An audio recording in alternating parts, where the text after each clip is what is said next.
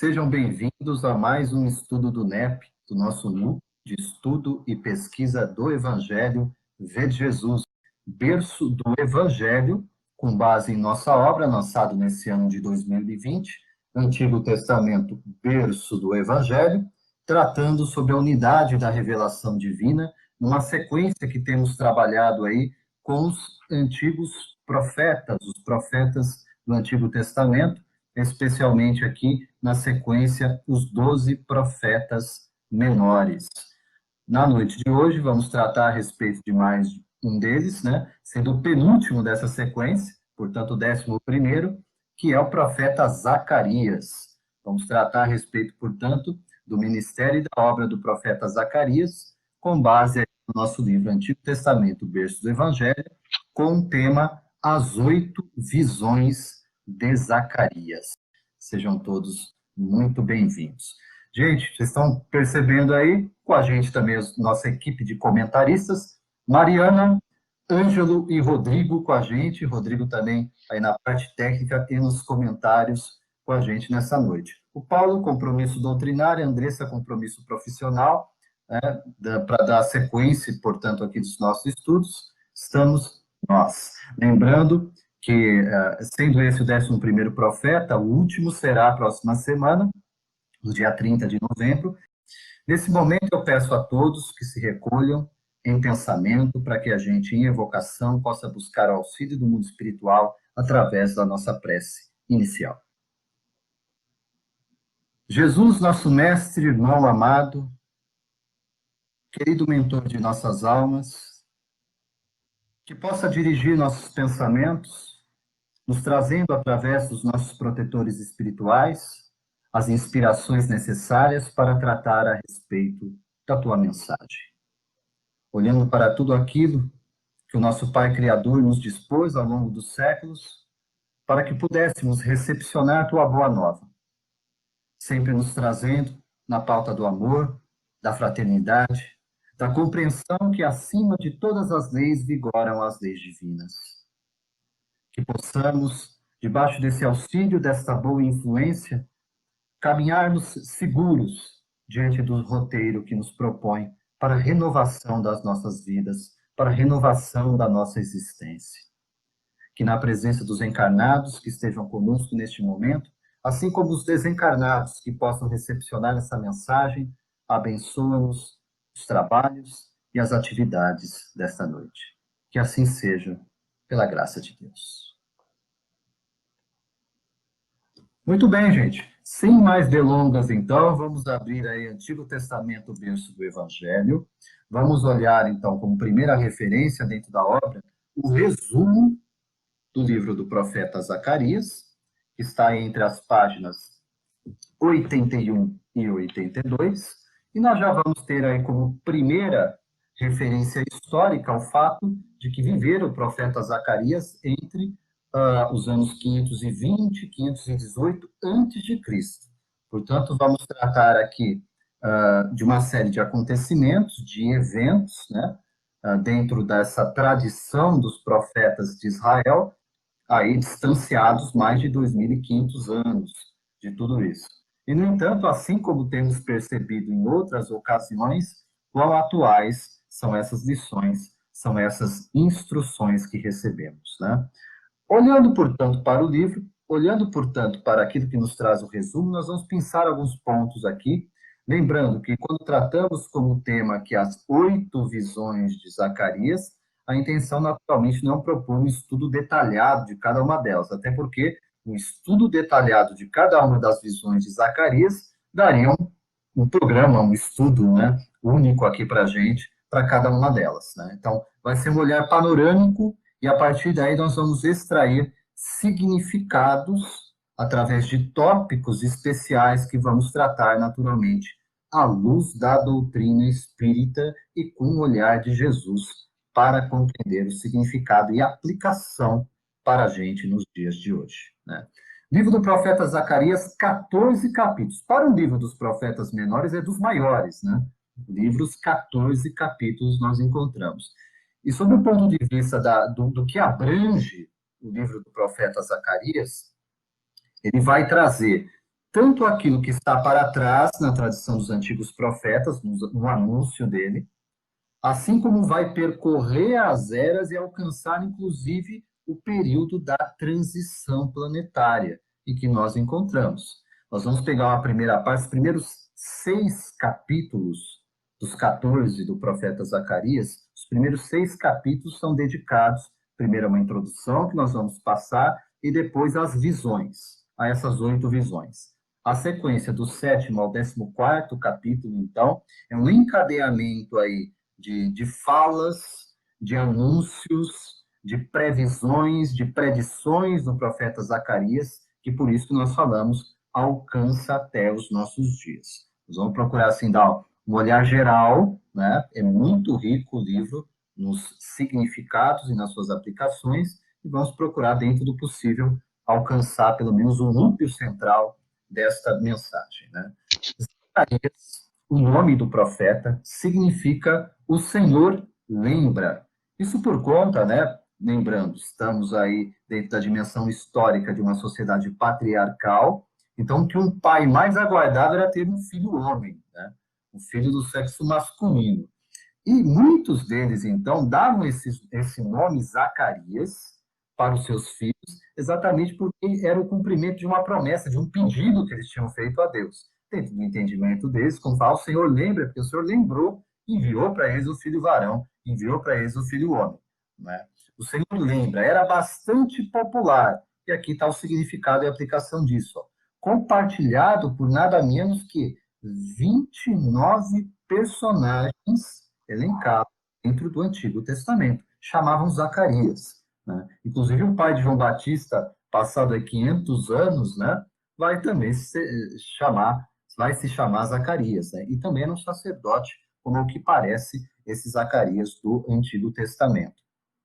Ele pode ter sido dado como gratidão a Deus pelo nascimento de um menino, como dizíamos. Né? Assim como seus antecessores, Jeremias e Ezequiel, outros profetas que já estudamos aqui, ou passamos pelos livros deles, Zacarias era de uma linhagem sacerdotal, sendo ele, segundo o próprio livro, filho de Baraquias e neto de Ido. O ministério de Zacarias começa por volta de 520 anos antes de Cristo, 2 meses após Ageu ter completado a sua profecia. Tem um ponto importante aqui para a gente notar, portanto, o profeta Ageu, vimos semana passada, né, quando tratamos sobre o tema reconstrução, e o profeta Zacarias foram contemporâneos, agiram no mesmo espaço, em Judá, lado a lado, no trabalho profético. Depois nós vamos notar aqui a parte que coube a cada um desses profetas e como eles se complementam. Né? Seguindo aqui para o entendimento, a visão dos primeiros capítulos foi dada aparentemente enquanto o profeta ainda era jovem. As profecias que abrangem o livro de Zacarias foram reduzidas à escrita, portanto, saíram da oralidade para a palavra escrita entre 520 a 475 anos antes de Cristo. Né? Essa mensagem de Zacarias assemelha-se à de Ageu, a do profeta Ageu.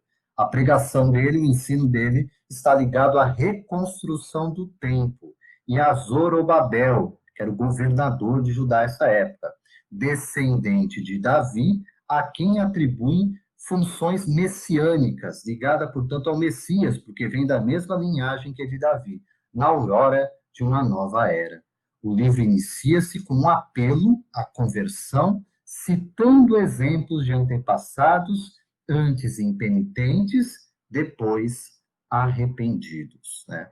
Esse anúncio primeiro que nós vamos ver aqui, já vamos para nossa próxima referência, para chamar os nossos comentaristas, que é como inicia o livro do profeta Zacarias. Primeiro capítulo, entre os versos 1 a 6.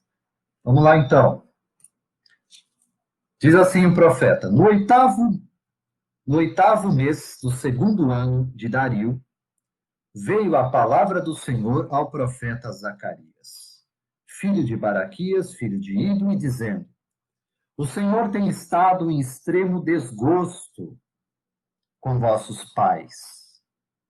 Portanto, Dize-lhes: assim diz o Senhor dos Exércitos: tornai para mim, voltar-me para mim, diz o Senhor, e eu tornarei para vós. E não sejais como vossos pais, aos quais clamavam os primeiros profetas, dizendo: assim diz o Senhor dos Exércitos: convertei-vos agora dos vossos maus caminhos e das vossas más obras. Mas não ouviram, nem me escutaram, diz o Senhor. Vossos pais, onde estão eles? E os profetas, viverão eles para sempre? Contudo, as minhas palavras e os meus estatutos que eu mandei pelos profetas, meus servos, não alcançaram a vossos pais? E eles tornaram e disseram: assim como o Senhor dos Exércitos fez tensão de nos tratar, segundo os nossos caminhos e segundo as nossas obras, assim ele nos tratou. A menção inicial aqui é mais uma vez uma exortação ao arrependimento, mensagem tão insistentemente pregada e ensinada por todos os profetas do Antigo Testamento. Mas voltando mesmo aos descendentes daqueles que viviam a época do profeta Zacarias. E meio que a lembrar assim, ó, Deus tem dito, tem trazido a mesma mensagem ao longo de todas as gerações. Né? E faz uma lembrança sobre a nossa condição de mortalidade, a nossa condição de transitoriedade na vida e na experiência aqui na carne, enquanto encarnados, como falamos na doutrina espírita, quando questionam: vossos pais, onde estão eles? Porque já falaram antigamente da repreensão aos pais. Os vossos descendentes já passaram, não ouviram a palavra. É o que diz no verso 4 para a gente, né? Convertei-vos dos vossos maus caminhos, das vossas más obras, mas não ouviram nem escutaram. E continua a nos dizer ainda: contudo, as minhas palavras e os meus estatutos que eu mandei pelos profetas, meus servos, não alcançaram os vossos pais? Eles não foram julgados pela mensagem que receberam e não seguiram? E antes ainda nos relembra, né? E os profetas, viverão eles para sempre? Como querendo dizer, quantos e tantos eu já enviei, e vocês não escutaram, não deram importância. Até quando? Porque eles também são mortais, eles também passarão. O que não passa são as minhas palavras, são os meus estatutos, são as minhas leis, que são eternas, que são imutáveis, porque são perfeitas. Ao anunciar tudo isso, ainda conclui: assim como o Senhor dos Exércitos fez tensão de nos tratar segundo esses nossos caminhos, segundo as nossas obras, assim ele também nos tratou. Portanto, se foram julgadas as gerações anteriores pela sua desobediência, pela sua falta de atenção e mesmo pela sua rejeição à mensagem, por que não seriam as gerações posteriores aos nossos descendentes? E por que não seria também julgada da mesma forma por essa rejeição, por essa falta de atenção, por essa falta de zelo, por essa falta de amor à nossa geração? Olhando para nós aqui no século XXI, percebemos em outras tantas interações o quanto o recado é o mesmo. O chamado permanece sendo arrependimento e fé.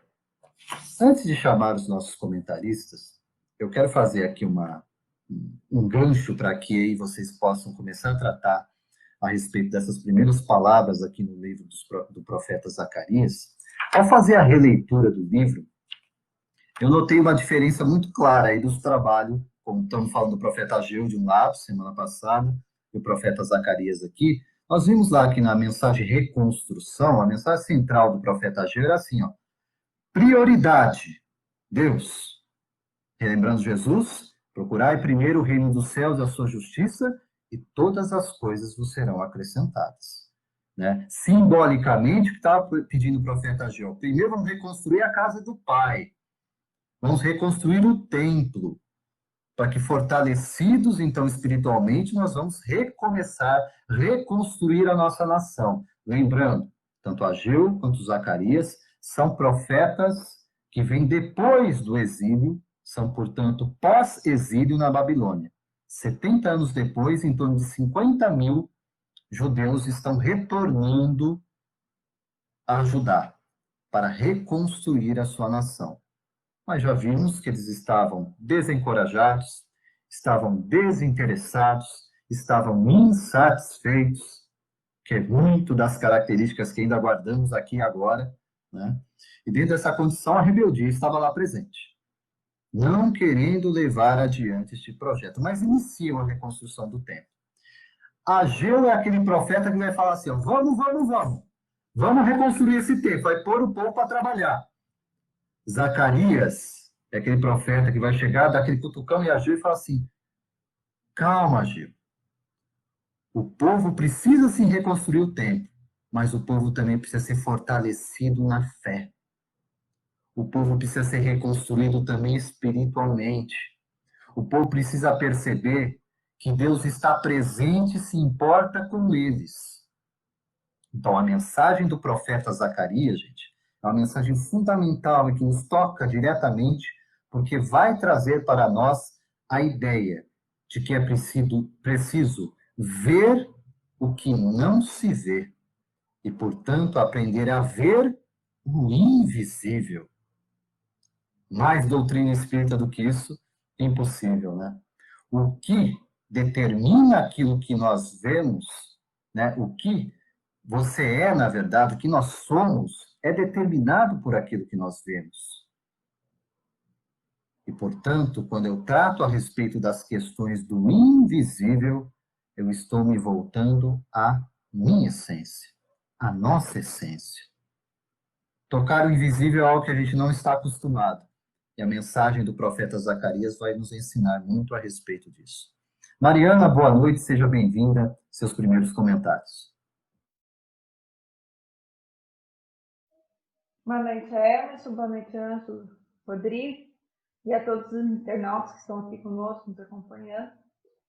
Fazendo uma reflexão breve sobre essa primeira parte, né, do profeta Zacarias e relendo esse último, praticamente essa última linha, o último parágrafo aqui, versículo, perdão, fala que assim como o Senhor dos Exércitos fez tensão de nos tratar segundo os nossos caminhos e segundo as nossas obras, assim ele nos tratou.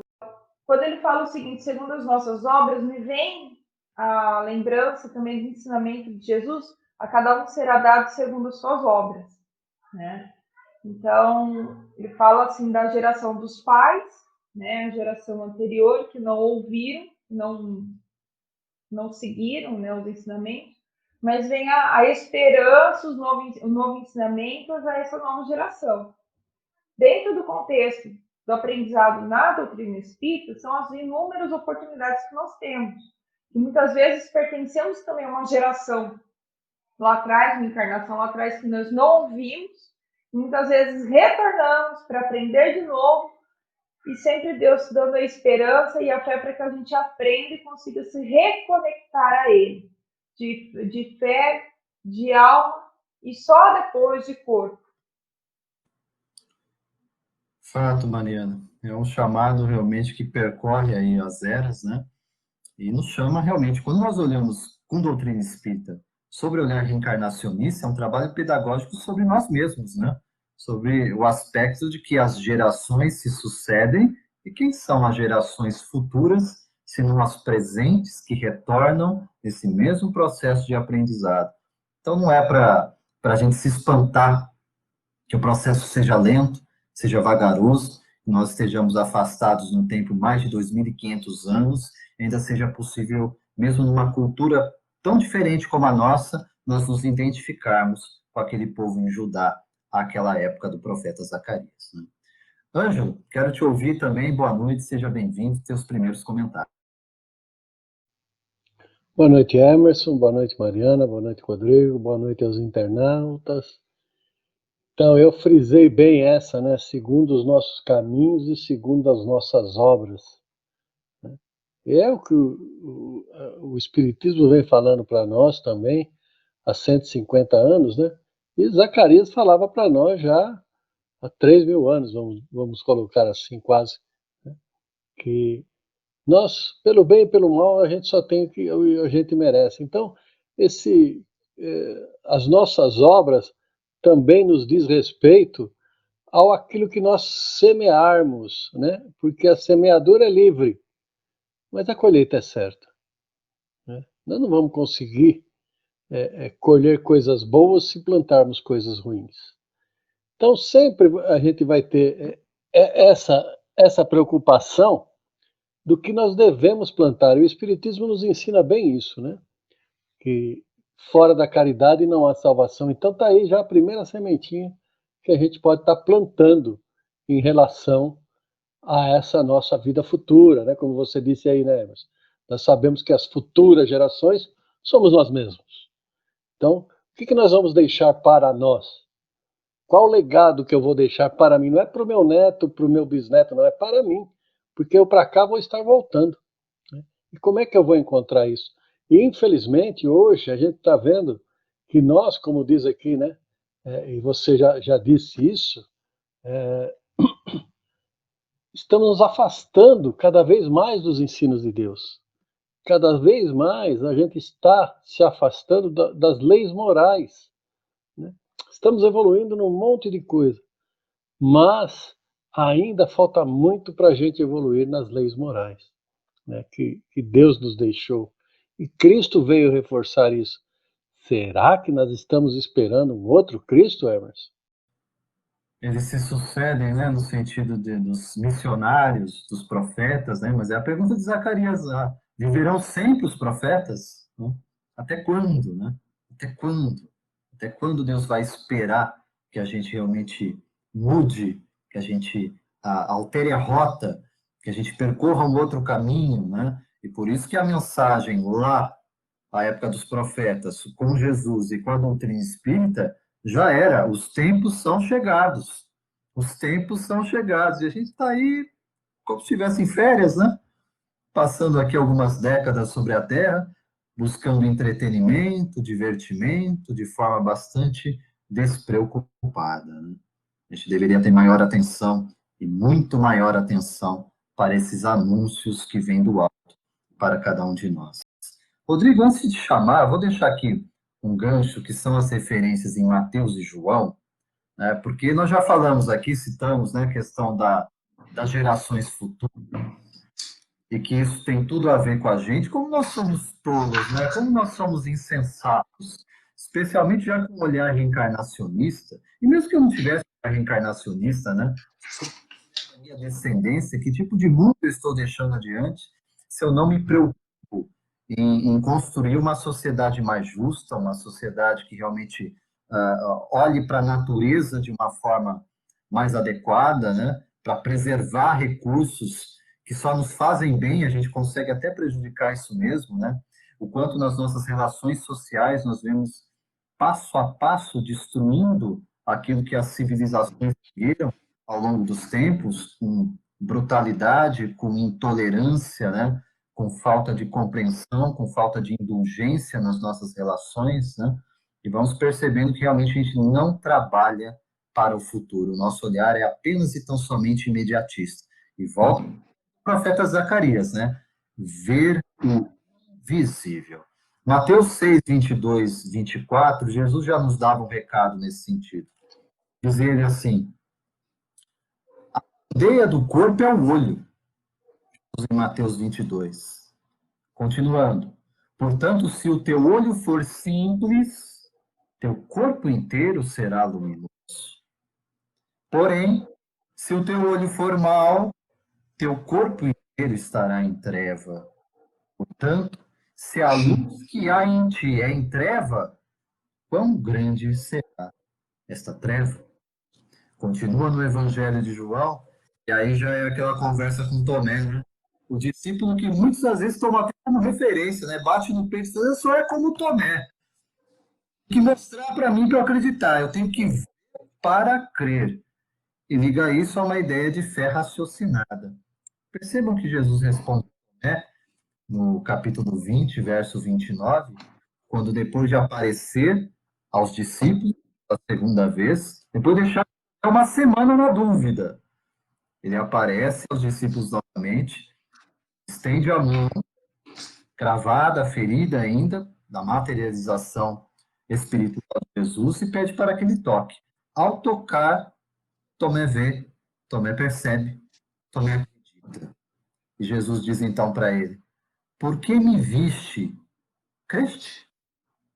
Bem-aventurados, felizes, portanto, os que não viram e creram. Rodrigo, boa noite.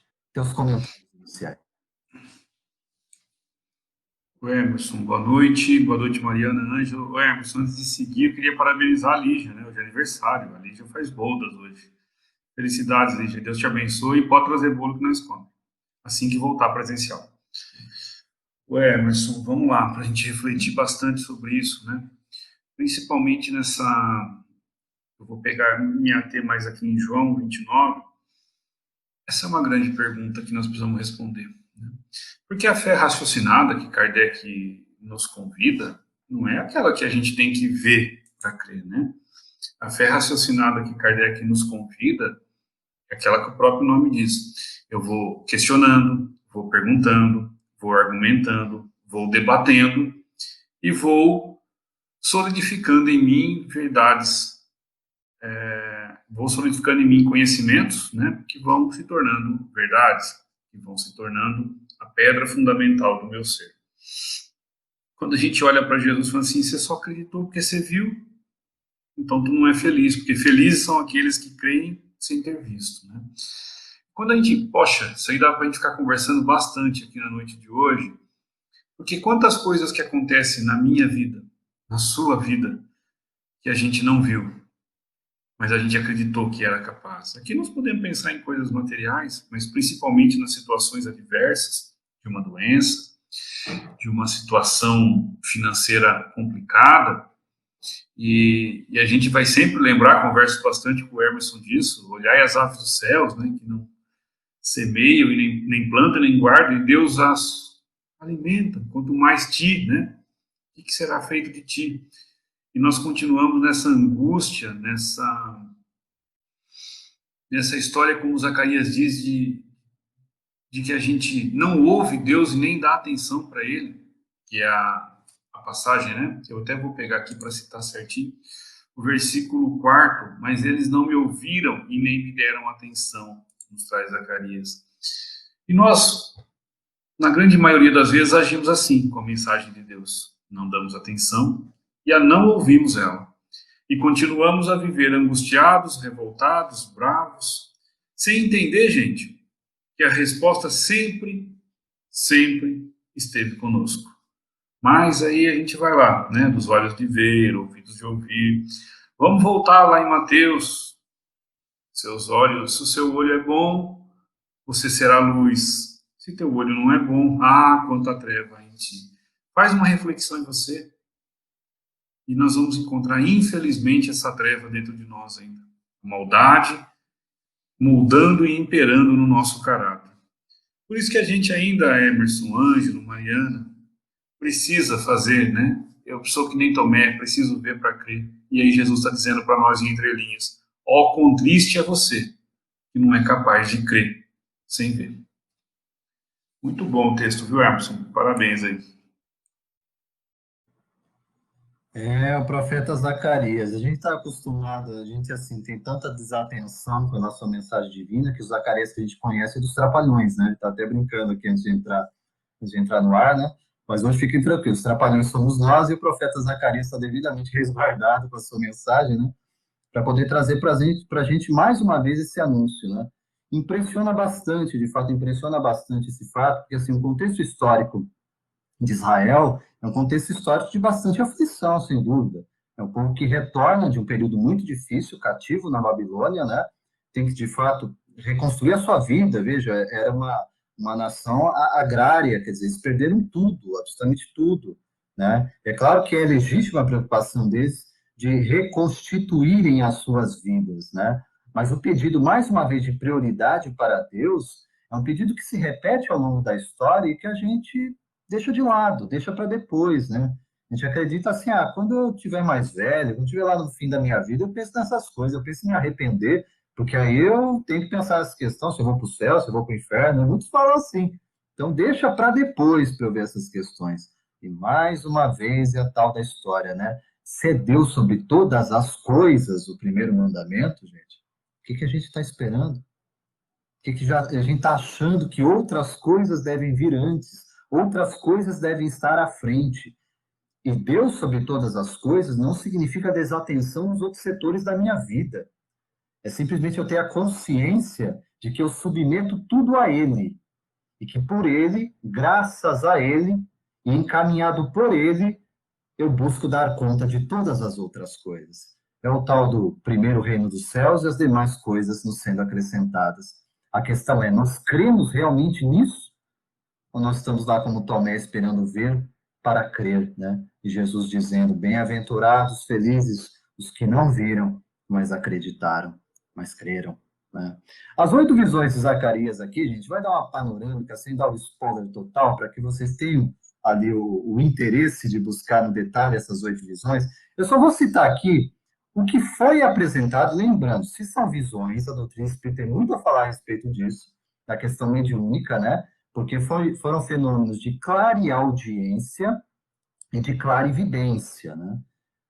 Foram apresentados quadros mentais na frente do profeta Zacarias, projetados pela espiritualidade superior. Ele vai enxergar essas imagens e, ao mesmo tempo, o anúncio da voz espiritual, falando para eles significados a respeito, aplicações a respeito dessas visões que teve o profeta Zacarias. Eu vou citar aqui o que simbolicamente o profeta teria visto, e nós vamos perceber assim, que se aparecesse para a gente o que apareceu para o profeta Zacarias, a gente não entendia absolutamente nada. Mas absolutamente nada. Veja bem, primeira visão, nós vamos encontrar lá, a primeira e a segunda está no primeiro capítulo, tá? Na primeira visão, Zacarias vai ver um homem montado sobre um cavalo vermelho e vários cavalos vermelhos que acompanhavam aquele primeiro. Essa é a primeira visão. Eu vou citar em sequência o que apareceu no profeta Zacarias. Depois a gente vai buscar um sentido, uma aplicação para cada uma delas, né? Segunda visão. Aparece para o profeta Zacarias 4 chifres e 4 ferreiros. 4 chifres e 4 ferreiros. A terceira visão. Aparece um homem com um rolo, um papiro, um pergaminho em suas mãos.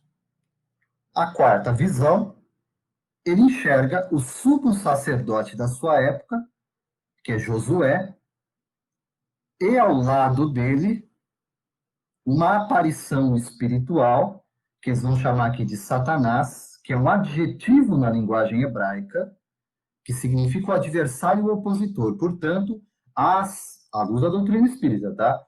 À luz do entendimento da doutrina espírita, a compreensão que se tratava da ação do plano espiritual inferior em oposição ao trabalho espiritual que exercia Josué, Ageu, Zacarias, Zorobabel, governador, todos aqueles que procuravam reerguer a nação de Judá espiritualmente. A visão que se apresenta para Josué, portanto, Zacarias, portanto, é Josué sendo assediado pelas forças espirituais inferiores. Quinta visão, a visão de um castiçal cercado por oliveiras. A sexta visão é um rolo voante, como se fosse um grande livro aberto, lembrando que o livro naquela época era desenrolado, não era passado página a página como o nosso, né? Isso só veio bem depois. Era um grande rolo, o rolo da lei, cobrindo como se estivesse cobrindo de uma extremidade à outra a terra, o espaço, né? Então essa é a sexta visão do profeta Zacarias. A sétima é uma visão de 4 carros que passam por ele. Lembrando que carros, naturalmente, não tem a ver com aquilo que nós conhecemos hoje como carros, né?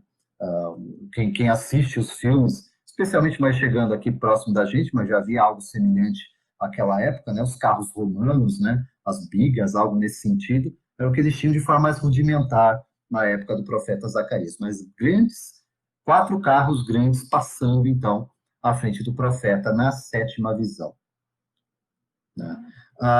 E tratando, portanto, da outra visão, aparece uma mulher dentro de um cesto. Você acha que isso vai ter algum significado para a gente? Se aparecer isso para a gente, ó, se ninguém contar, a gente vai ficar simplesmente com as imagens na cabeça. E lembrando, gente, sabe, por vezes acontece, sabe aqueles sonhos bem bagunçados, né, que a gente tem, falando, misturou uma coisa com outra, a gente não sabe o que significa, a gente fica procurando, né, adivinhos que possam responder, que possam dizer o significado dos sonhos para a gente. Na doutrina espírita, por mais que as pessoas insistam com relação a isso, a gente não faz adivinhação de sonhos, não. Se não tiver quem interprete de forma coerente, de forma racional, quebrando o símbolo e demonstrando o significado, a gente fica sem entender do mesmo jeito, tá? Agora, com a revelação espiritual, nós vamos compreender esses pontos e a aplicação deles, né? E eu aqui vou trazer, a partir dessas 8 visões, os 4 pontos que eu entendo que ressaltam, porque esses pontos vão voltar e vão se intercambiar nas 8 visões. Então, eu não vou ficar aqui olhando, por exemplo, o significado específico de um homem montado sobre um cavalo vermelho e outros cavalos vermelhos. Eu não vou no significado específico de 4 chifres e 4 ferreiros, né? Volto a dizer, isso, embora seja explicado no livro do profeta Zacarias, demandaria da gente um estudo específico sobre cada uma das 8 visões. Não é essa a nossa intenção na noite de hoje, até pelo tempo que nós temos. Então, eu vou olhar para as 8 visões, e daí nós vamos extrair 4 pontos, 4 significados com aplicações que nós podemos trazer para a gente também. Assim como foi aplicado lá, há mais de 2.500 anos, pode ser aplicado aqui para a gente.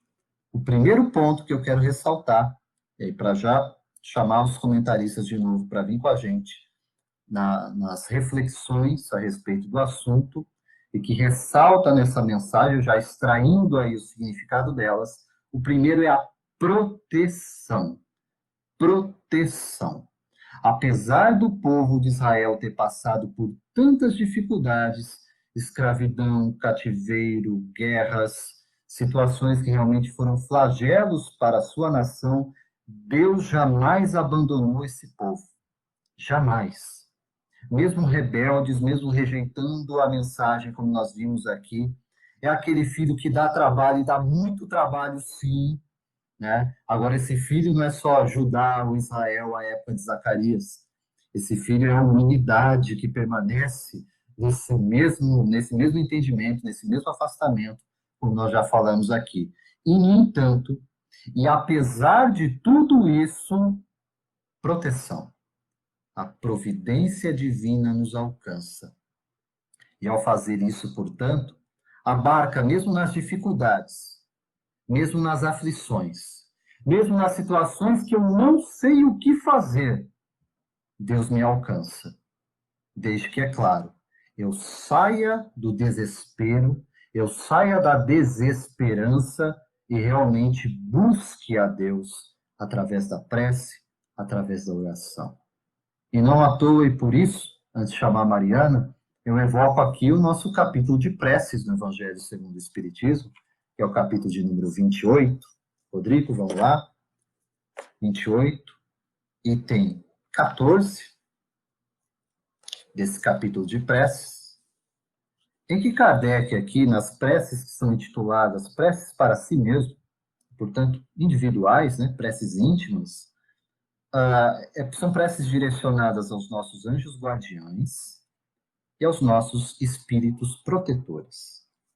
No item 14 tem um modelo de prece muito simples, mas bastante profundo em significado, que eu evoco aqui uma forma de trazer para a gente esse sentido do primeiro tópico que eu extraio das 8 visões, do significado entre as 8 visões de Zacarias, que é a ideia de proteção. Kardec vai transcrever um modelo de prece dessa forma. Espíritos bem-amados, anjos guardiães, vós, a quem Deus, em sua infinita misericórdia, permite velar pelos homens, sede meus protetores nas provas da minha vida terrestre. Dai-me a força, a coragem e a resignação. Inspirai-me tudo o que é bom e detende-me na inclinação do mal. Que vossa doce influência penetre minha alma. Fazei com que eu sinta que um amigo devotado está perto de mim, que vê meus sofrimentos e partilha minhas alegrias. E vós, meu bom anjo, em particular, não me abandoneis.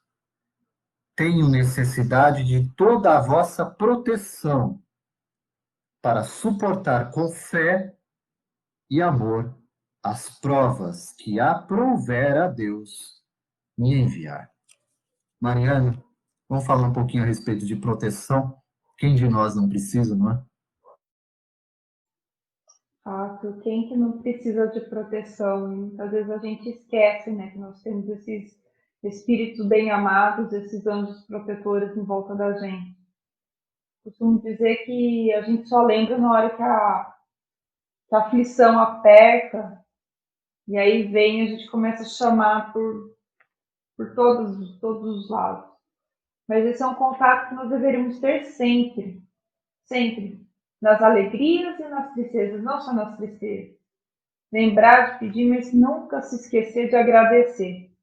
Nunca se esquecer de que é através do envolvimento deles, dos conselhos, bons conselhos que eles nos dão, que toca, né, o coração, que eles vão nos ensinando, né? Eles vão mostrando o caminho, nunca transgredindo as leis de Deus, porque é através deles que nós temos a conexão com Deus, e para que a gente possa conseguir errar menos o possível, né? Porque eles jamais vão interferir nas nossas decisões, no nosso livre-arbítrio, mas a conexão com eles, quando nós estamos bem conectados com eles, nós vamos tomando as nossas decisões, nós vamos nos avaliando, e a gente vai percebendo que tudo aquilo que está em concórdia com as leis de Deus, tudo flui.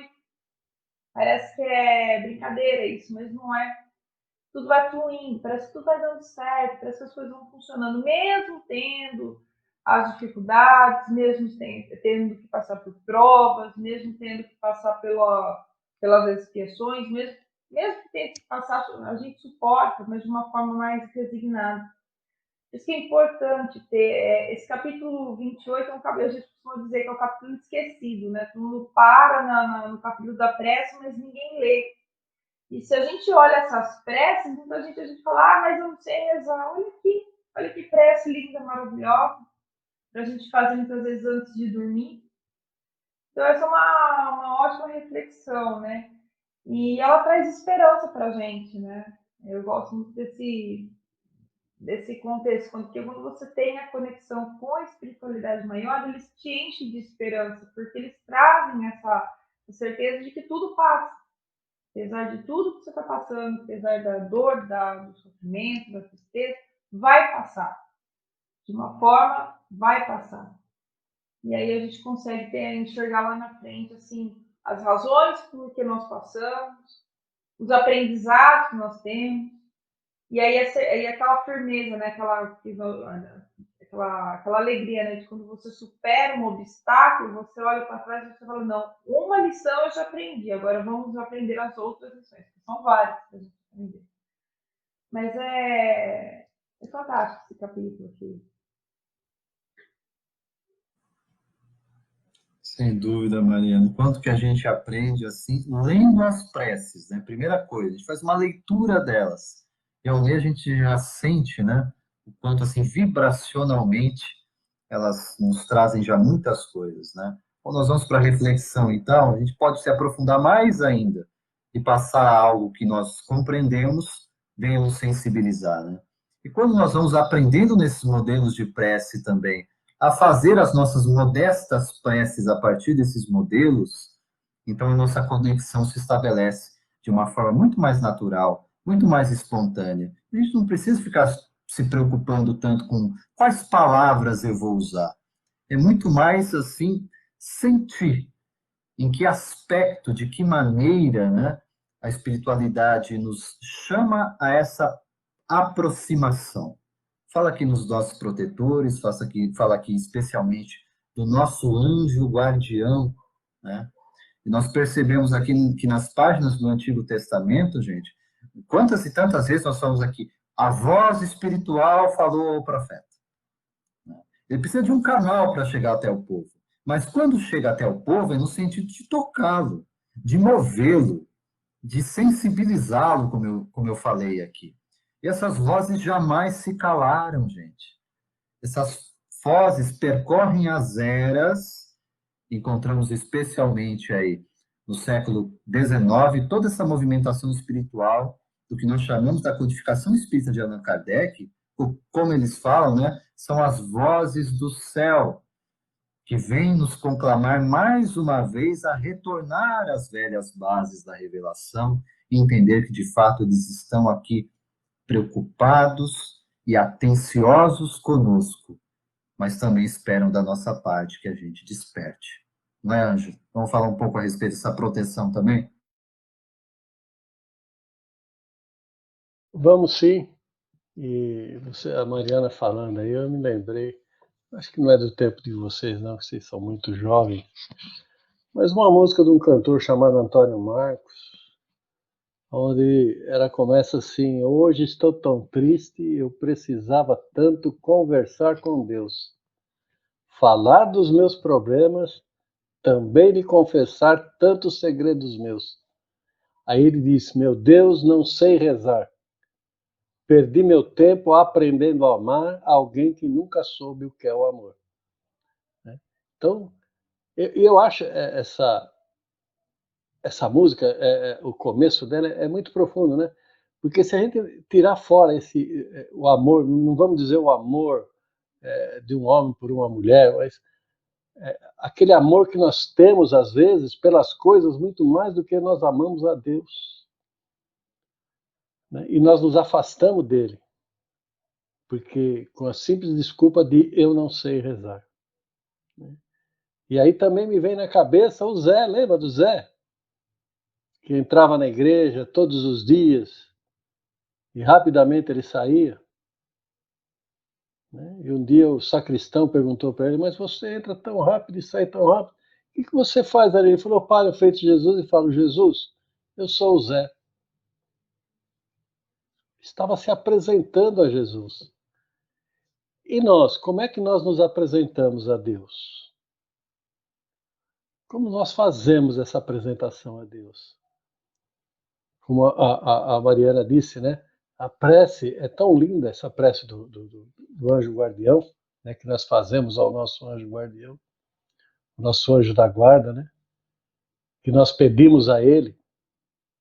E é importante, se eu não sei rezar, pega o Evangelho segundo o Espiritismo, tem lá várias preces para vários momentos. Não precisa ser igual, mas guarde alguma coisa do que ali está e faça a sua oração. Faça a sua prece. Peça o auxílio deles. Não devemos ter o orgulho de achar que nós superamos tudo sozinhos. Não. Sempre estamos dependendo do conselho de um espírito protetor. De fato, Anjo, de fato, é sempre bom lembrar isso, né? Porque às vezes a gente fica assim, meio que pensando, poxa, não tem com quem falar, não tem com quem desabafar. Tem sim. Conversa com aquele que Deus destinou especialmente. Olha, gente, prova de amor maior não há, né? Deus destinou um espírito especialmente para cuidar de nós, para nos guiar, para nos orientar. Ele aceita de bom grado essa missão. Ele quer falar conosco. Ele quer que nós estabeleçamos este diálogo, este convívio. este relacionamento com Ele. O anjo guardião representa essa vontade de Deus ao nosso respeito. É um companheiro, é um amigo que Jesus destinou para estar conosco. Como ignorar tamanho auxílio, tamanha afeição, tamanho carinho conosco? E o nome disso não é proteção, Rodrigo?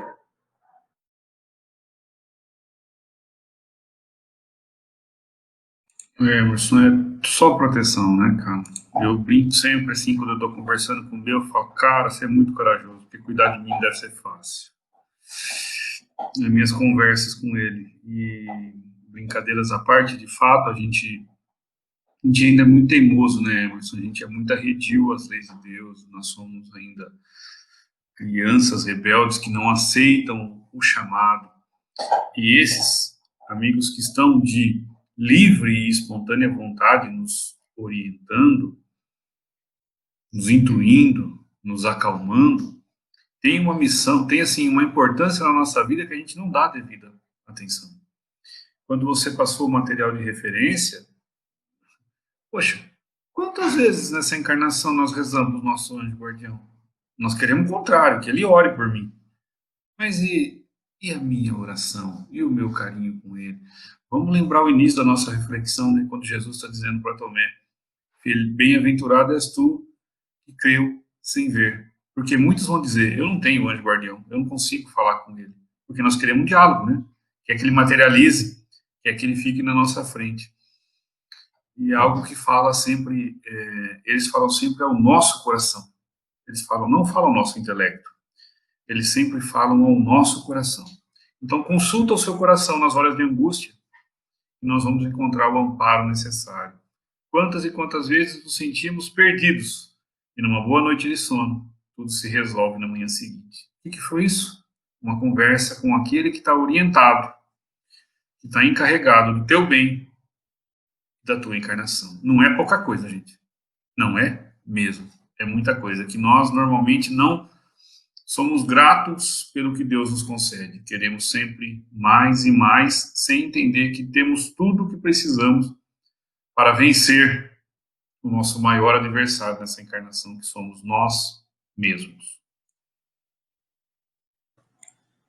Sempre, Rodrigo, sempre realmente nos colocar na posição, né, daquele que recebe a mensagem, mas também precisa dela, né? Nós precisamos desse medicamento e por isso vamos a ele, por isso buscamos isso e buscamos também compartilhar aquilo que nos faz bem.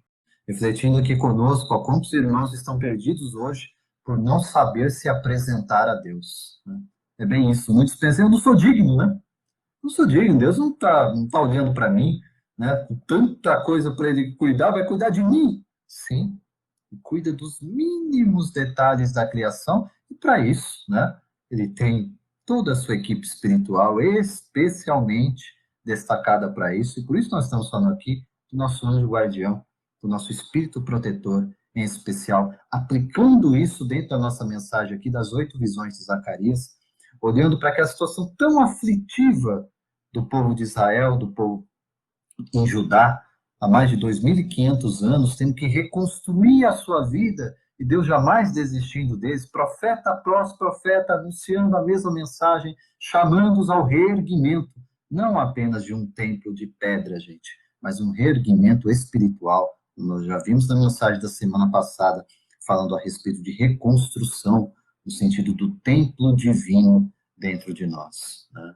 Pensando em tudo isso, nós vamos a uma segunda aplicação aqui das 8 visões do profeta Zacarias, ao fazer a leitura do livro do profeta Zacarias, a releitura, né, ressaltou para mim também este ponto, que é um ponto que está bem identificado dentro dessas visões, que trata a respeito de julgamento.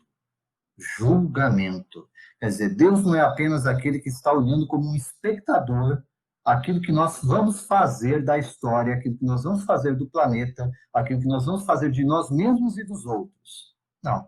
Nós já vimos aqui que Deus tem as suas leis. E ele não é um isentão diante das suas leis.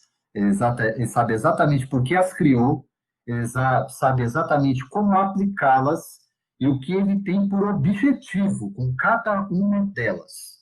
Para quem na doutrina espírita abre aquele livro terceiro, né? O Anjo já citou tantas vezes aqui para a gente, leis morais, leis morais. Vamos lá, gente, esse livro terceiro, Leis Morais, a aplicação dessas leis divinas, deve ser livro de cabeceira para a gente. Eu entendo diretamente o decálogo também à luz da aplicação dessas leis naturais, dessas leis divinas, que nos é apresentado em O Livro dos Espíritos com Allan Kardec.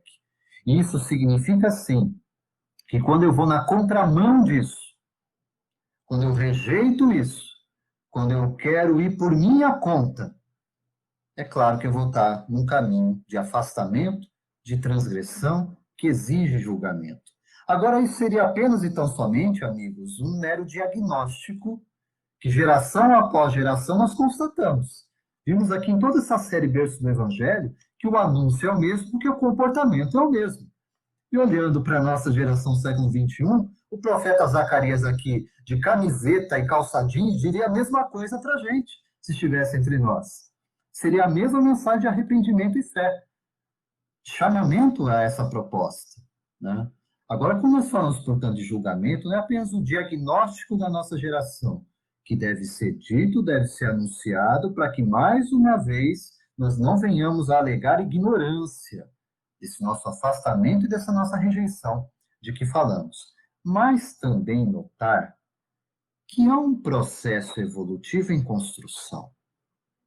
E que, ainda que seja passo a passo, ainda que seja pouco a pouco, ainda que eu tenha que recorrer ao símbolo em Jesus da parábola do semeador, da semente lançada nos mais variados terrenos, o fato é que a semente, em algum ponto, vai frutificar, dará os seus frutos.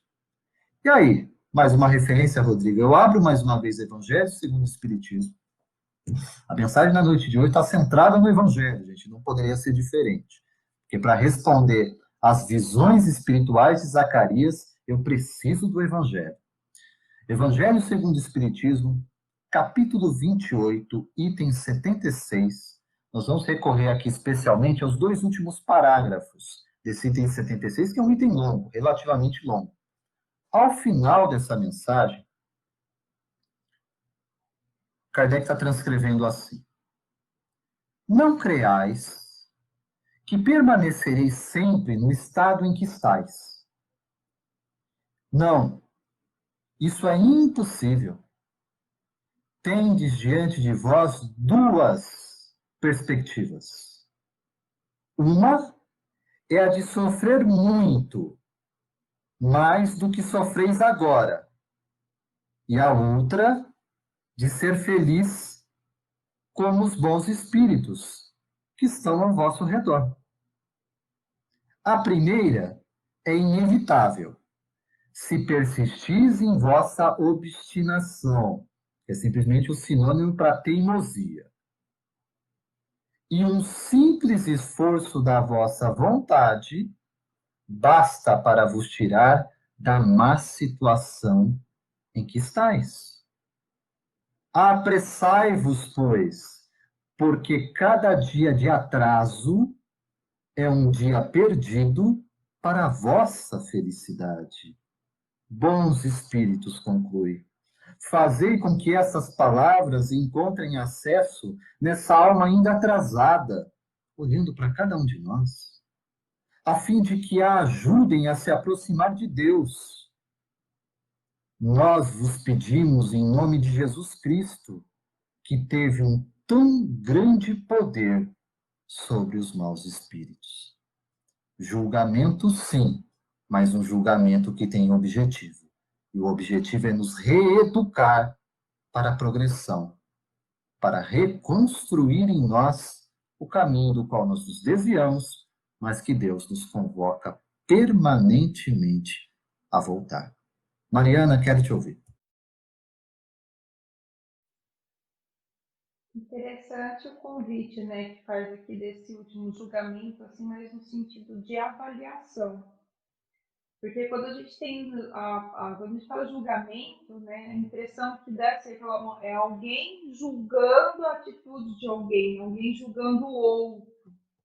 Mas, na verdade, o julgamento que é uma avaliação, só que a gente sempre tem essa conotação mais pejorativa, né, essa coisa mais negativa, né?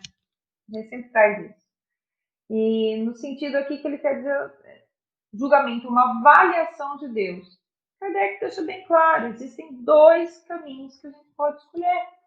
Qual o primeiro caminho? O caminho da dor, aquele do sofrimento, aquele que a gente ignora as leis de Deus, às vezes conhece, ignora, às vezes por desconhecimento, e vai errando, vai, na tentativa e erros e acertos, vai errando e vai acertando, aprendendo com os erros. É um caminho mais longo, mas como Kardec fala aqui, não acredite que ficarão sempre nesse estado que se encontra, ou seja, o progresso, a lei do progresso está aí. Mas esse é um caminho mais longo, né? Ou o caminho mais, digamos assim, difícil, né? Que essa é aquela porta estreita que Jesus fala, mas é aquele caminho seguinte, que eu busco apoio com a equipe espiritual, eu tenho conhecimento das leis de Deus, e eu tenho que seguir as tentações que nós temos aqui perante a matéria, né? Porque nós temos um julgamento social, trazendo aqui para a nossa realidade, né? Parece que é fácil, né? Vou ouvir os bons espíritos, vou seguir certinho, mas aí nós vamos convivendo. A gente vai ter o nosso dia a dia, a nossa convivência, aí nós temos o julgamento social, nós temos a necessidade da matéria, nós temos as tentações, né? Aparentemente fácil, né? Mas essa é aquela porta estreita. Só que essa é aquela porta estreita que quando você passa, você tem conhecimento da verdadeira felicidade. Então, quando a gente olha assim o julgamento, a gente tem que olhar no sentido de uma avaliação. E a gente fazer aquela reflexão. O que eu quero para a minha vida? Como é que minha vida está? E o que eu quero para ela? Como que eu posso melhorá-la? Dentro das leis divinas, quais são as escolhas? Então, tem dois caminhos aqui que nós podemos escolher. Posso continuar errando e acertando, é uma opção, mas eu também posso tomar atitude, ter vontade, ter atitude, tomar as decisões mais certas, justas, dentro das leis de Deus, que muitas vezes pode ser bem compreendida pelos homens, mas é esse o caminho que ele faz o convite. Bem, isso, Mariana. De fato, é uma reflexão aqui não em torno de um julgamento condenatório, né? Mas um chamado à consciência, né? Um chamado ao conhecimento de si mesmo, né? Como nós falamos, aquele exame de consciência para me situar, né? O que eu tenho feito da minha vida? E a partir daí nós devemos tomar decisões, né? Ângelo, eu quero te ouvir agora, mas esses dois caminhos são caminhos que deveriam ser bastante lógicos para a gente, né? Quer dizer, você quer sofrer mais e mais e mais porque você insiste no caminho de equívoco, ou você quer ser feliz, como aqueles espíritos que nos rodeiam? Apesar de uma aparente lógica, Ângelo, por que será que a gente é tão teimoso, hein? Orgulho. Nós somos orgulhosos. Né? Mas lembra que não creias que permanecerá sempre no estado em que te achas. Chico disse para nós uma vez, isso também passa. Só que nós somos muito orgulhosos. Nós ainda não fomos buscar essa transformação. Porque nós somos buscar sempre essa nossa transformação, deixar o nosso orgulho de lado, para dizer para nós mesmos, olha, você errou aqui, mude. Por que nós temos que buscar essa transformação? Qual o objetivo dessa mudança? Né? Quais as perspectivas que ele fala, né, que nós temos diante? São duas. Ou sofrer, ou ser feliz. Como é que eu vou escolher isso? Então, para que eu vou fazer essa mudança? Para sofrer? Não, então eu não vou mudar. Se for para sofrer. Para ser feliz? Opa, já estou tendo um norte. Já vou começar por aí.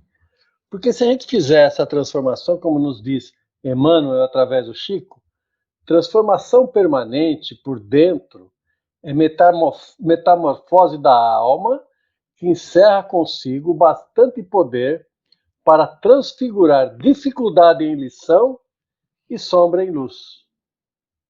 Olha que, né? Então, as dificuldades que nós fomos superando vão ser lições.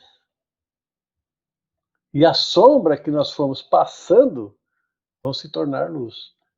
é aprendizado. Como disse a Mariana, porta larga, porta estreita. De quem é a escolha? Nossa. Então, essa dificuldade que nós temos de escolher a porta estreita está relacionada ao nosso ego ou ao nosso orgulho. Eu acho que sempre é esse o caminho, né, que a gente tem optado, né? Orgulho, egoísmo, vaidade, que é o que nos trancafiia, né, esses sentimentos. Então, realmente parece tão óbvio, né? Por que não? Se o que eu encontro em Deus é felicidade, né? Porque a gente acha que a gente pode fazer melhor, né? Se pudesse reescrever a história, escrever a criação, a gente acha que teria uma ideia mais brilhante, né? Superior à de Deus para reconstruir a nossa vida e a própria criação. Tolice, insensatez, é isso que tem nos caracterizado, né? Na sequência, então, desse nosso estudo, Rodrigo, nós estamos vendo aqui, né, a aplicação dessas 8 visões de Zacarias, né? E aqui nós não estamos nos prendendo à mística dos símbolos nas 8 visões, mas estamos extraindo pontos de aplicação. Então, falamos sobre proteção, estamos falando agora aqui sobre julgamento nesse sentido da avaliação, né? De que forma, então, Rodrigo, olhando para tudo isso que nós temos dito aqui, eu posso exercer julgamento no sentido de uma condenação, uma autocondenação, ou mesmo olhar para fora condenando o outro, mas, ao mesmo tempo, situar até que ponto eu tenho construído um caminho de felicidade ou de infelicidade na minha vida?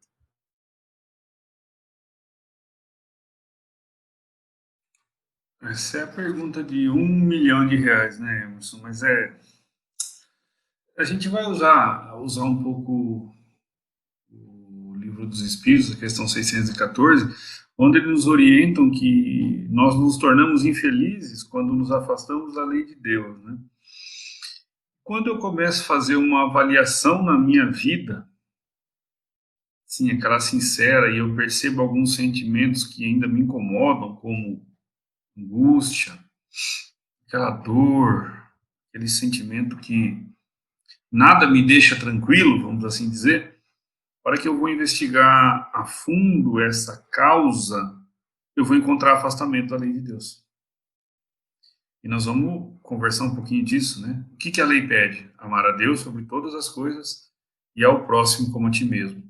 Estamos orientando que quando a gente deixa de se amar, e aqui não estamos falando do ego, estamos falando de se respeitar, entender que nós temos limites, entender que ainda nós não somos capazes de fazer tudo, ainda tropeçamos, ainda caímos. Quando eu tenho esse olhar para mim, de compaixão para comigo mesmo, de entender que eu ainda preciso aprender mais, eu começo a olhar para o erro do meu irmão e começo a entender que ele está na mesma situação que eu, aprendendo, às vezes por tentativa e erro. E nós vamos aprender, nesse momento, a ser mais tolerante um para com os outros. Então eu vou, ao invés de julgar e condenar o meu irmão, eu vou estender a mão para ele e dizer, vem comigo, porque eu sei o que você está passando, porque eu já passei. E tem saída, tem outros caminhos, tem uma nova forma de viver, ou uma maneira melhor de viver. E assim, os outros farão conosco. E um dia, nós vamos entender que afastados da lei do amor, de verdade, não sobra nada, a não ser tudo isso que a gente sente, que é tão ruim, que por orgulho, como bem disse o anjo, um tolo orgulho, uma tola vaidade, e como você muito bem descreveu, nos achamos superiores ao próprio Deus. E não entendemos que é esse sentimento que nos faz sentir tudo isso que nós sentimos. Como você, Emerson, também já nos disse algumas vezes, é no coração do outro que eu vou arquitetar o bem para mim mesmo. Não tem outra saída, né? Não tem outro trabalho a não ser o trabalho de pacificar a mim mesmo e aqueles que vivem comigo, que estão comigo no caminho. É só aí que nós vamos entender o que é felicidade, porque sentiremos uma paz que ainda não sentimos. A certeza de que o bem é bom e só ele é o caminho. É isso, Hermes. Pacificação, né, Rodrigo? Que bom que a gente venha, de fato, a não só entender, né, passar realmente a sentir a aplicação disso para a gente, para a nossa vida, para os nossos relacionamentos, né? Gente, na sequência aqui da nossa mensagem, então, falamos, né, sobre proteção, falamos sobre julgamento, e alcançamos aqui um terceiro ponto, terceiro tópico que nós extraímos da essência das 8 visões de Zacarias, né, que diz respeito à esperança. Acho que a Mariana já citou a palavrinha por aí, né, e realmente ela está ali no meio de todas essas visões de Zacarias, no sentido de que a voz espiritual está anunciando o profeta está falando ao povo, Zacarias está falando ao povo de sua época, 500 anos antes de Jesus, que apesar de toda aquela situação, a volta de um cativeiro, uma situação de necessária reconstrução da nação de Israel, depois de eles terem passado por tamanhas dificuldades, Jerusalém seria restaurada. Mas essa restauração de Jerusalém não é apenas uma restauração material, gente. O que Zacarias está vendo espiritualmente, isso vai percorrer até o 14º capítulo do livro, é aquilo que Apocalipse em João vai falar sobre a nova Jerusalém, que nada mais é do que a terra regenerada e bem-aventurada. Olha o que a visão de Zacarias está alcançando lá adiante.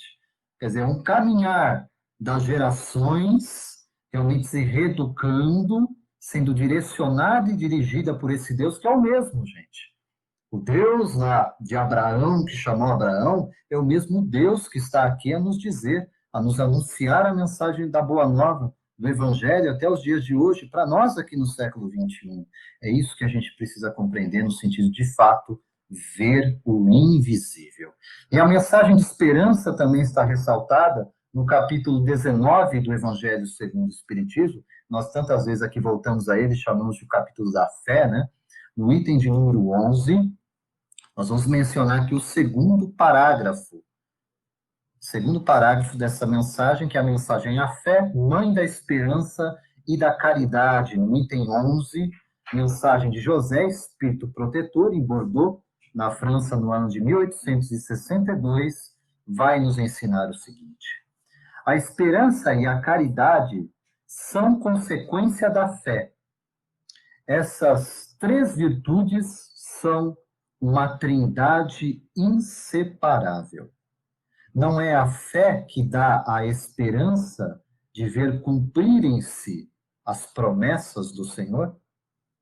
Porque se não tendes fé, que esperais? Não é a fé que dá o amor?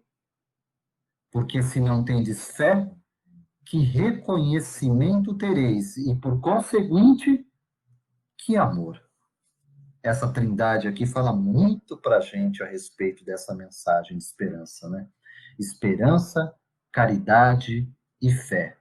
3 virtudes inseparáveis que são uma trindade que não pode ser distinguida, não pode ser apartada, não pode ser deixada de lado.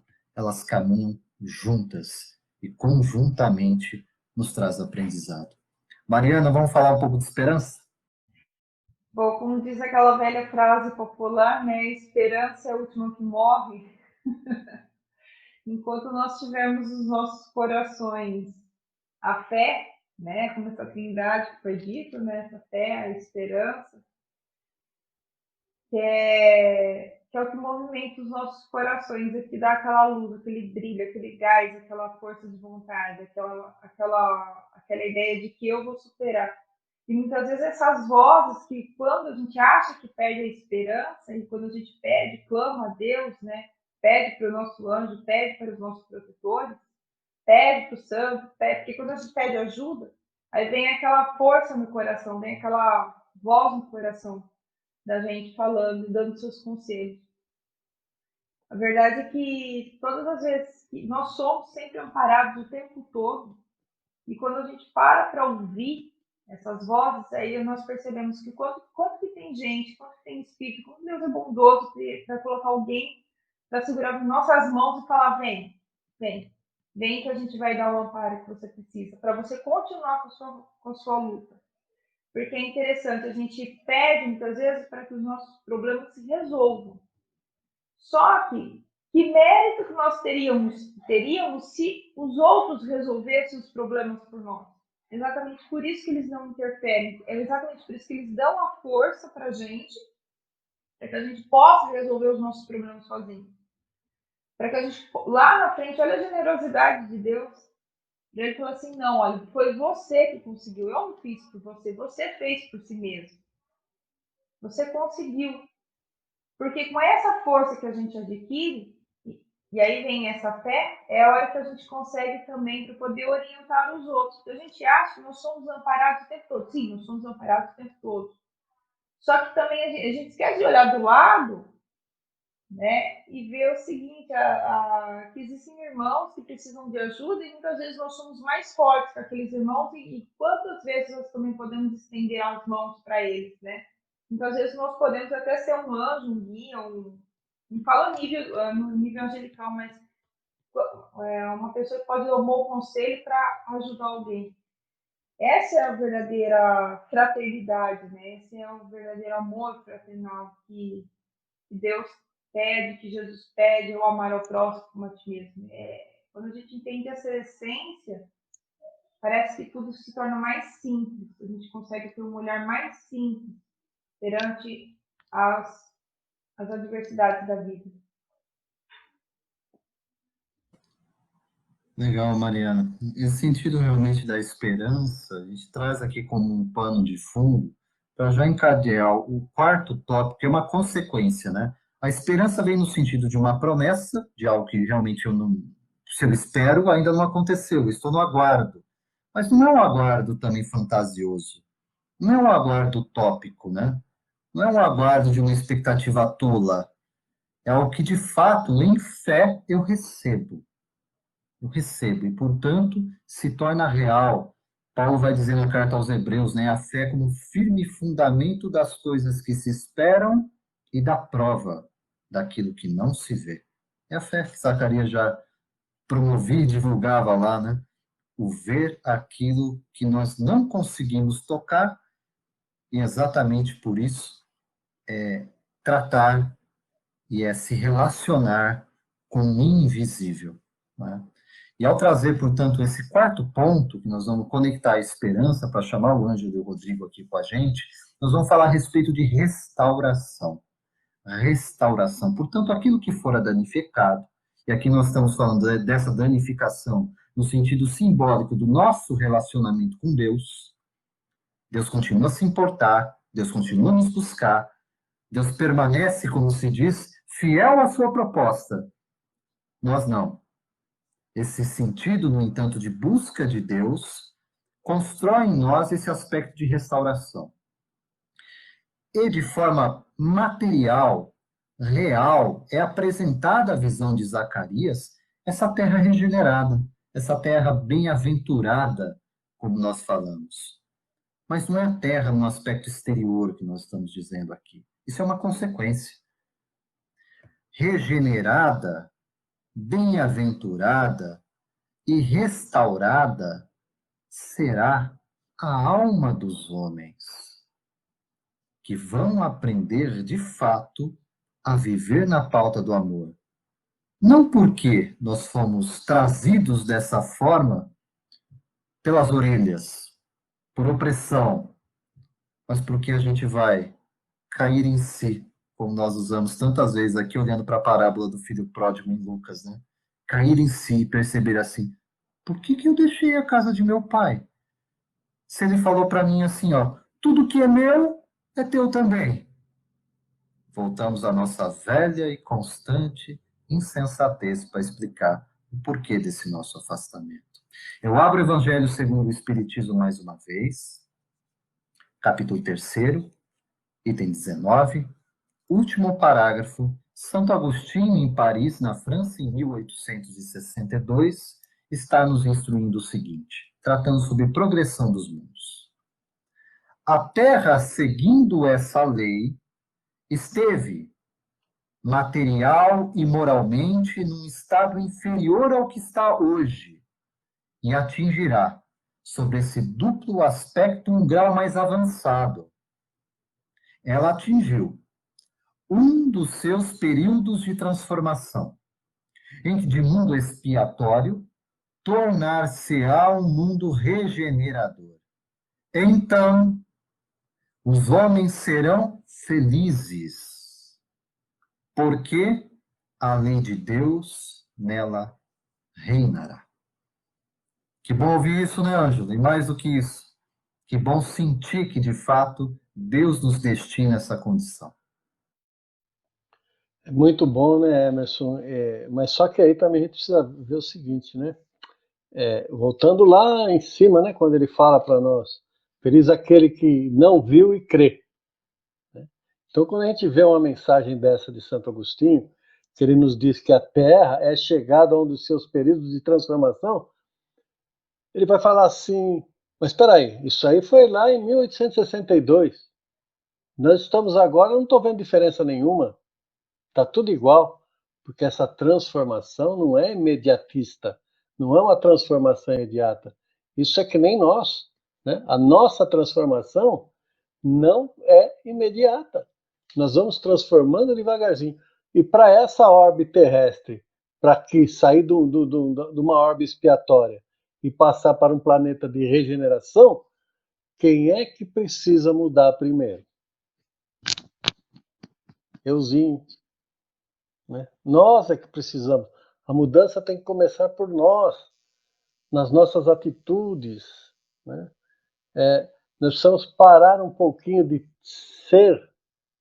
ter, perdão, e começarmos a ser mais espirituais, acreditar em Deus um pouco mais, ser mais cristão. É isso que nós precisamos ser. Né? Crer, precisamos ter. Agora, nós precisamos não ser, mas ter a esperança. Nós precisamos ter a fé que nós vamos conseguir mudar este mundo de provas e expiações. Como a gente já falou lá no começo, para quem que nós vamos mudar este mundo de provas e expiações? Para as gerações futuras. Quem são as gerações futuras? Nós. Então é para nós mesmos que vai se mudar esse planeta, num planeta de regeneração, e também um dia atingiremos um planeta feliz.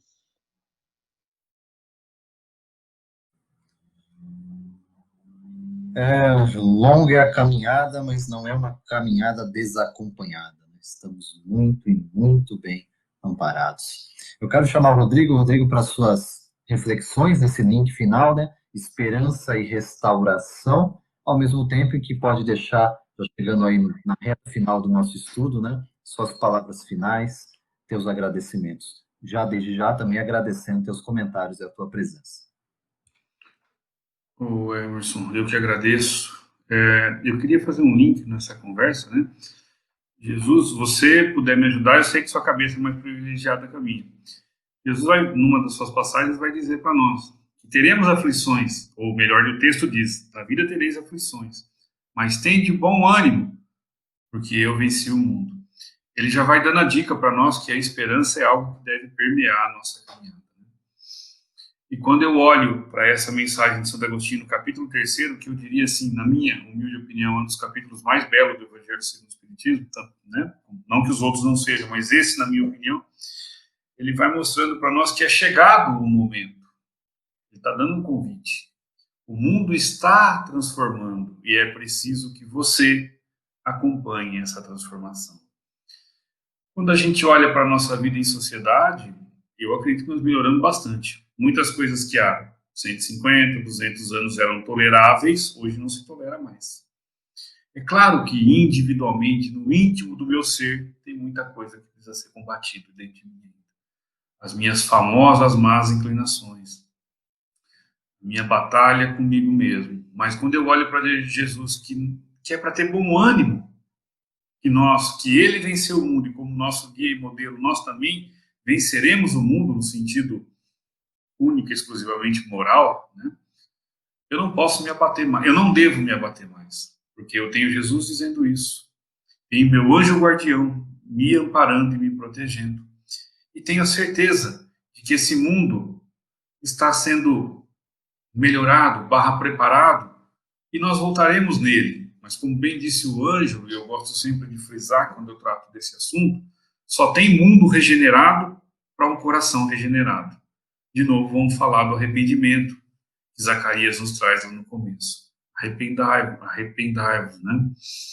Porque com arrependimento nós vamos sair daquela zona que nós estamos de confusão, briga, dissensões e vamos escolher um novo caminho.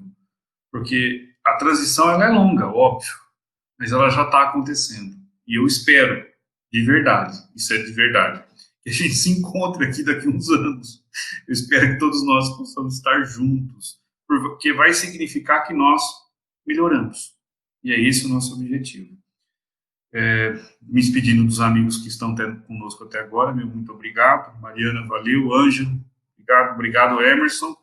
E a gente se vê em breve.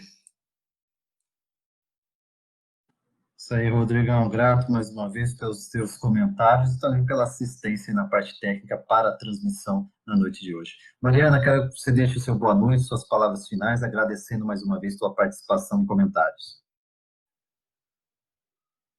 Boa noite a todos. Eu agradeço a atenção de vocês estarem aqui no estudo conosco. E tenhamos uma boa semana. E vamos só ressaltar, né? Refletir, né? Vamos recapitular o aprendizado de hoje, né? E lembrar que Deus sempre nos protege, nós estamos sempre sob seu julgamento, né? Sob sua avaliação, mas nunca vamos perder a esperança porque tudo se restaura. Que a paz do Mestre Jesus esteja com a gente. Muito bem resumido, Mariana. Essa é a lição, essa foi a nossa pauta de estudo, de reflexão para a noite de hoje, que de fato possa tocar o nosso coração, possa tocar o nosso sentimento. Ângelo, grato pela tua participação, pelos teus comentários, palavras finais para o nosso estudo da noite de hoje do NEP. Eu é que agradeço, Emerson, agradeço os amigos que nos acompanharam pelo Facebook também, né, que conseguiram nos acompanhar. E dizer que essa esperança que a gente tanto fala está dentro de nós mesmos, né? Nós é que temos que colocar para fora essa esperança. Porque se nós formos esperançosos, nós vamos jogar essa esperança para todos aqueles que estão ao nosso redor.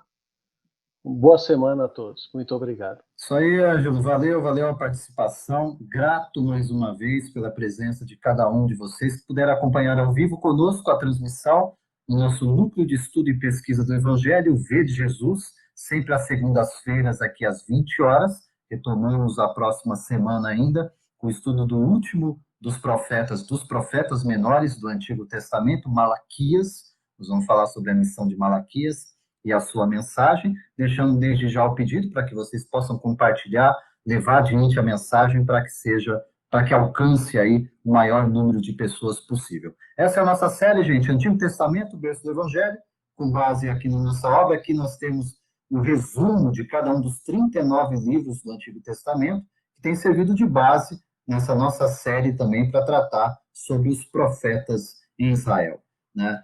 Deixando, então, aqui, gente, mais uma vez, nosso abraço, nossa gratidão, com votos de muita paz, muita luz a todos, que Deus nos abençoe na continuidade dessa semana. Até a próxima.